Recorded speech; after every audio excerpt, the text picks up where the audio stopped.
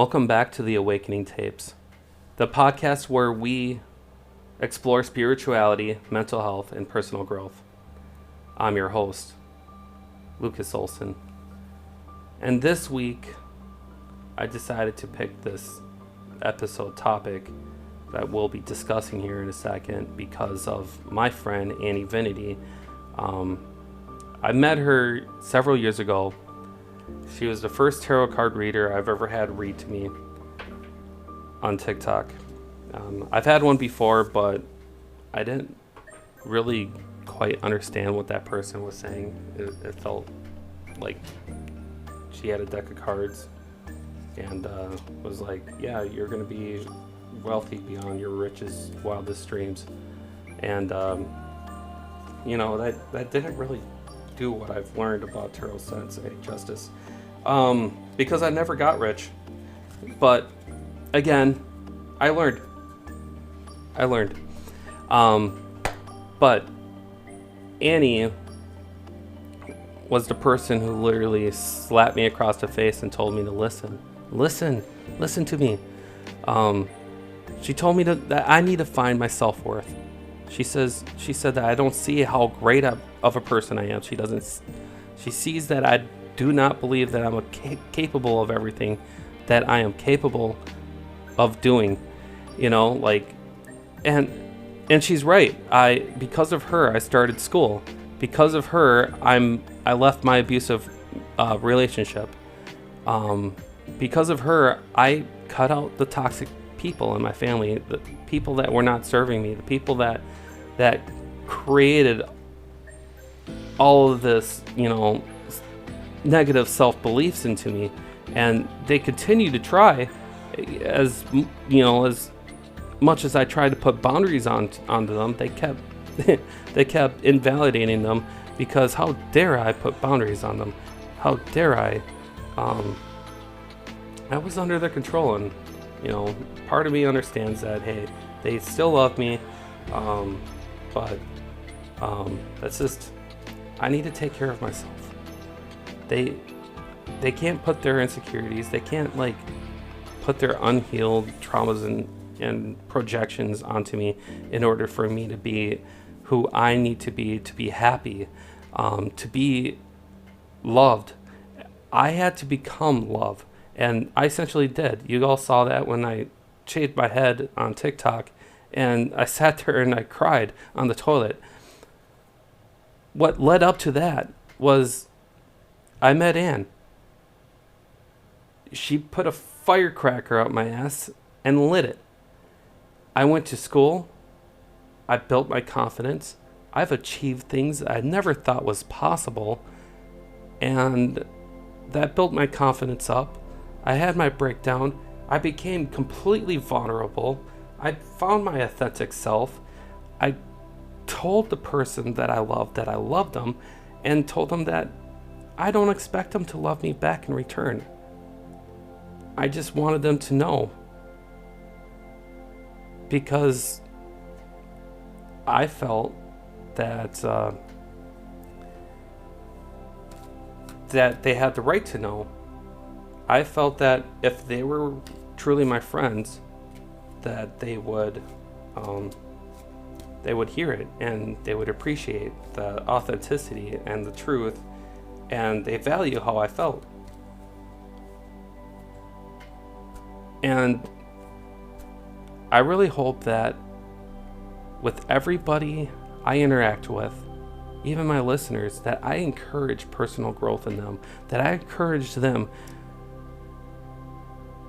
to heal and to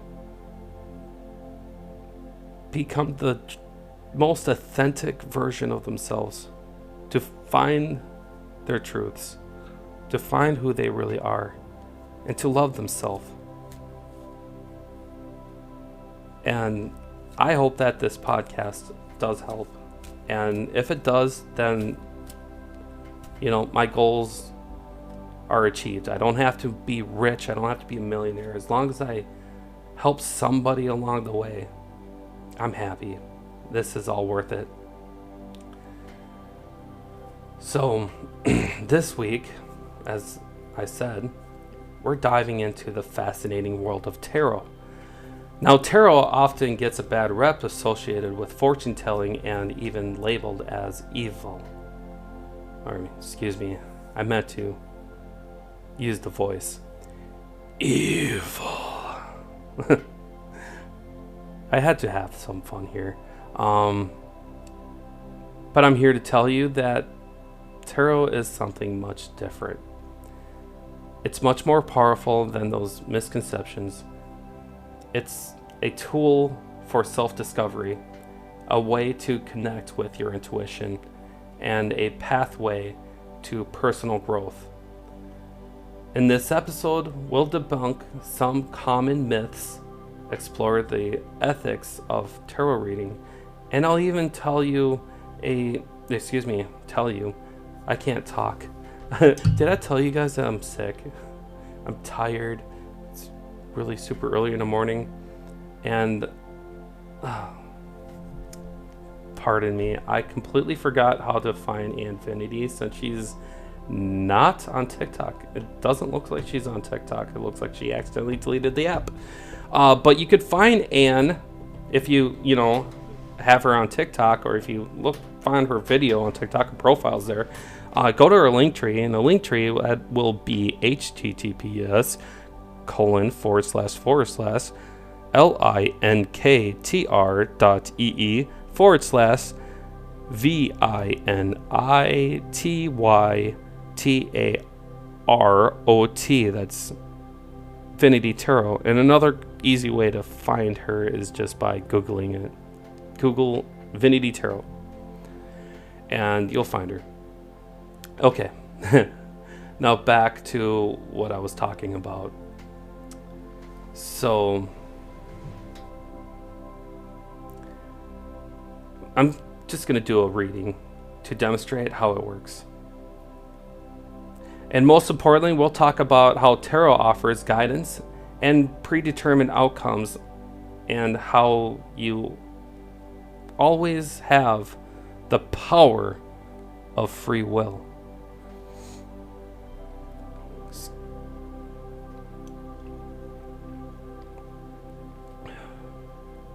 So let's start by clearing up some misunderstandings.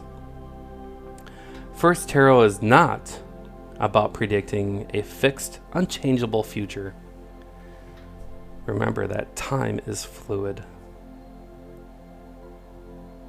It's not about telling you who you're going to marry or what your lottery numbers are. Instead, tarot cards represent archetypes, energies, and potential paths. They offer insights into your current situation, the challenges you might face, and the possible outcomes based on the choices you make. Think of it like a weather forecast. It gives you an idea of what to expect, but it's still you to decide whether or not to bring an umbrella. Another common misconception is that tarot is somehow evil or goes against religious beliefs. This couldn't be farther from the truth. Tarot is a symbolic language. Like any other, it can be used for positive self-reflection or spiritual exploration. Many people find that tarot complements their spiritual practices by helping them connect with their intuition and inner wisdom. And finally, let's talk about those simple yes or no questions. Everybody, whenever you go on like a live tarot reading, you'll see that yes or no's. Will Kay and I talk today? And they repeat, and they go on and on and on. Well, asking a simple tarot deck for a yes or no answer is kind of like asking a magic 8-ball. It limits the depth and potential of the cards. Tarot is much more effective when you ask an open-ended ended question that explores how and the why behind situations, allowing for deeper insight and more meaningful guidance. Yeah, I'm going to take a sip of my juice. Vitamin C, OJ. Oh, this is not a commercial break. I'm just taking a sip. Okay. Now, let's talk about the ethics. I know, boring stuff, right? Talk about the ethics of tarot readings. Whether you're reading for yourself or others, accountability and responsibility is key. As a reader, your role to provide guidance, your role is to provide guidance. I am talking faster than I can think. And it's not to dictate someone's life. You're there to help them explore their options, connect to their intuition, and so that they can make their own informed decisions. It's crucial to respect the free will of a person you're reading and never impose your beliefs or make decisions for them. Ooh. With the rise of social media platforms like TikTok, YouTube, Instagram, public tarot readings have become more common. These can be fun and engaging, and many readers also offer private live readings for viewers. While these can be helpful, they also come with a unique ethical consideration. It's important to remember that a general reading, or what do they call it? I'll think of it later. A general reading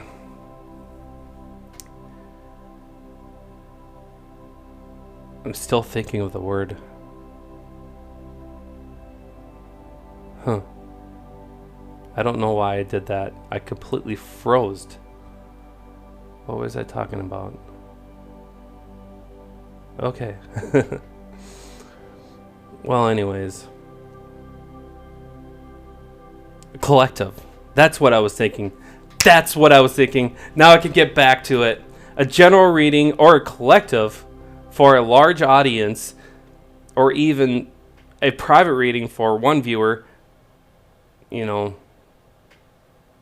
with other people to watch, might not resonate with everyone the same way. People may interpret the cards in ways that aren't helpful or even harmful. So if you're doing a reading on social media, be sure to offer clear disclaimers emphasizing that they are just general insights and not personal advice.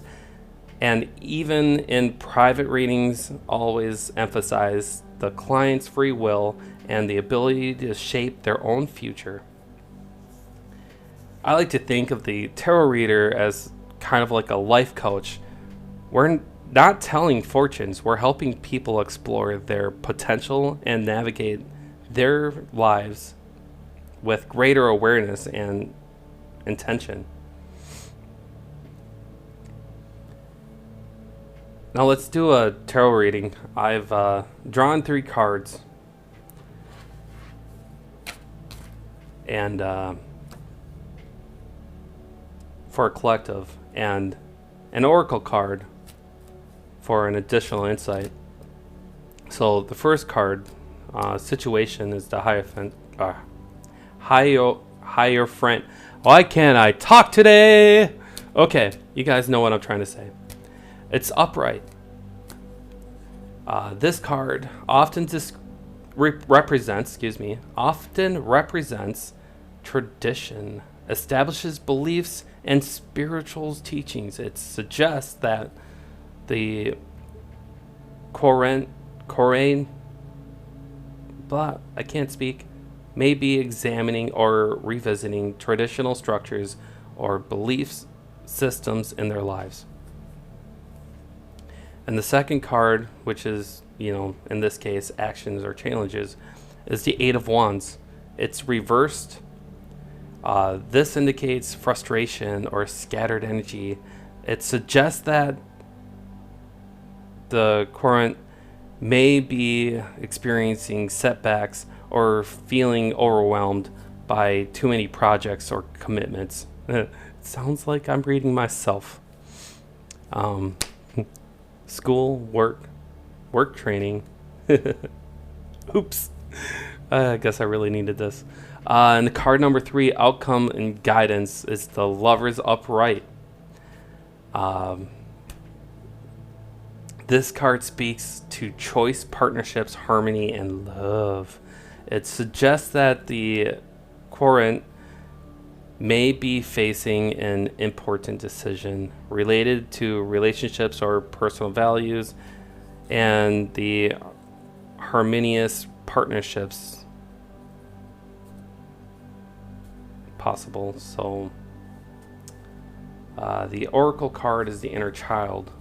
This card encourages us to connect with our inner child, playfulness, joy, and healing.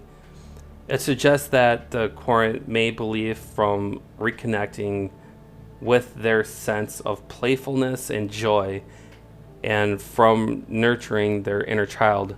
Now, this does sound like a lot about me, a lot about what I was like talking about. Like when I had my breakdown is when I walked out of my head holding hands with my inner child. That brought joy, playfulness, love, everything that literally makes me whole, alone, by myself, me. So it does speak to me like that, like, yeah. Because if you listen to my other audio podcast episodes, you know what I'm talking about. It's hilarious. I think so. But this is, if it resonates, take it. This is the collateral. This is the group reading. This is the part of the show where I try to demonstrate a tarot reading. And I try to do this as often as I can, so that my listeners can learn and grow and use that for self-development, personal growth, and healing. Okay, so I digress. So for the general message for this reading, looking at these cards,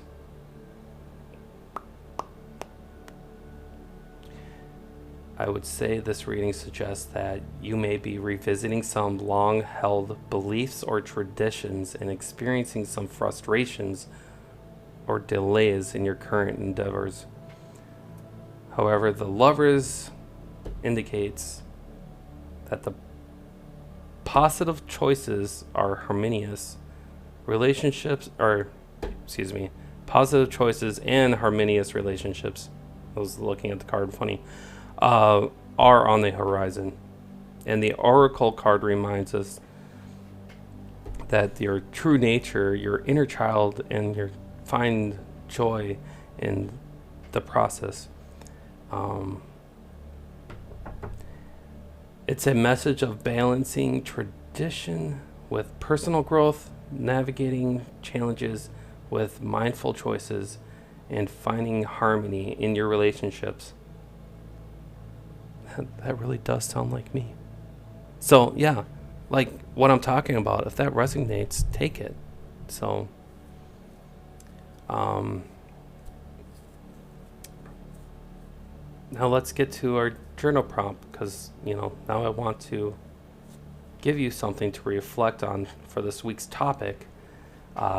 Take time to consider and a recent, excuse me, I can't speak. I'm going to take a sip here.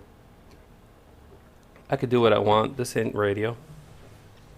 Take time to consider a recent situation where you sought guidance, whether through tarot, a friend, or your own intuition. How did you feel about the information you receive?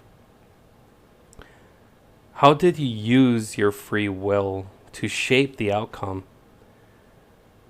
What steps can you take to raise your vibration and live more authentically, authentically? Trying to get words out here. It's been a lot of talking here. So I recommend listening to Brave by Sarah. I'm going to pronounce her name wrong. I had to put it right here. Sarah Belleries, the I want to see you be brave. That song. Yeah, while you journal this, listen to Brave by Sarah Belleries. Okay. In the comments, please don't make too much fun of me for pronouncing her name wrong.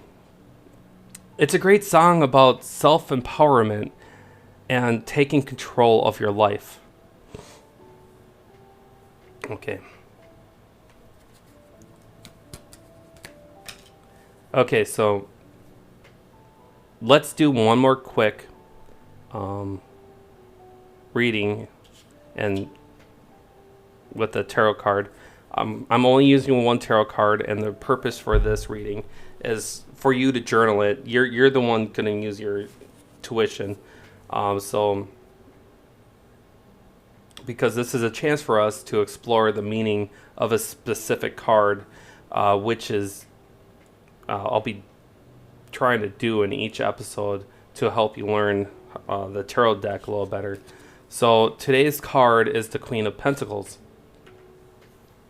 Let's talk about this card.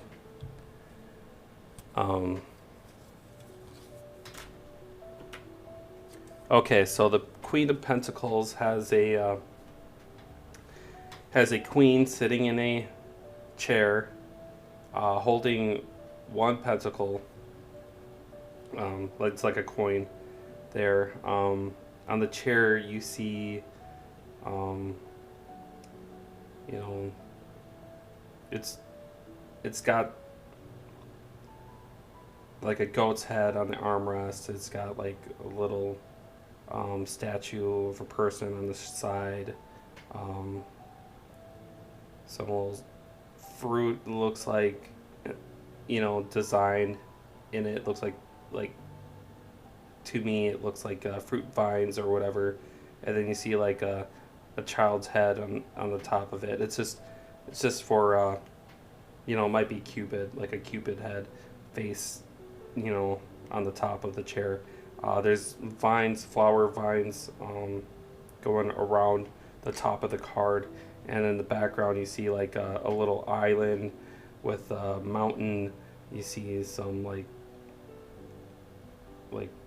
plants, like flowers or mushrooms growing on the side of her leg, and a bunny rabbit on the corner on the lower right side of the card. That's what I'm seeing. I'm describing it as. So in the upright position, the Queen of Pentacles embodies nurturing, practicality, and abundance. She's a resourceful and capable woman who knows how to create a comfortable and secure environment for herself and her loved ones. She's grounded, connected to nature, and possesses a strong sense of self-worth. See what I was talking about? I had to build my self-worth up. She's also skilled. She's also a skilled manager of resources, both material and emotional.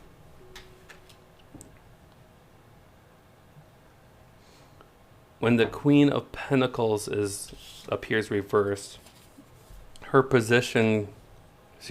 positive qualities become distorted. This can indicate neglecting self-care, overspending, or an unhealthy focus on material possessions, to the deterrent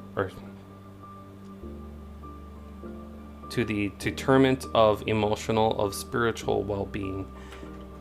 It may also suggests difficulty managing resources. I can't talk right now, even if I, just think of the word. Excuse me. That's what I get for recording this at 5 a.m. A lack of self-worth or feeling overwhelmed by responsibilities. Sideways, this card's position suggests an imbalance in her qualities. It can indicate a struggle to balance material needs with emotional or spiritual ones. Perhaps the focus is too heavily on the material world, leading to neglect of self-care or inner peace. Or conversely, there might be difficulty managing finances or resources. It's a call to reevaluate priorities and find a more harmonious balance. Now, I encourage you to reflect on what this card means to you in your life. It doesn't have to mean the way I just described it. Consider what resonates with you about the imagery and the different positions of the card. Journal your thoughts and insights. This is a great way to deepen your understanding of tarot and connect with your own intuition. So, as we wrap up, remember that tarot is a powerful tool for self-discovery and guidance. It's not about predicting a fixed future, but about exploring possibilities and empowering you to make conscious choices. Always remember that you will have free will and you are the creator of your own reality. Thank you for joining me on the Awakening Tapes. Until next time, keep exploring, keep growing, keep awakening.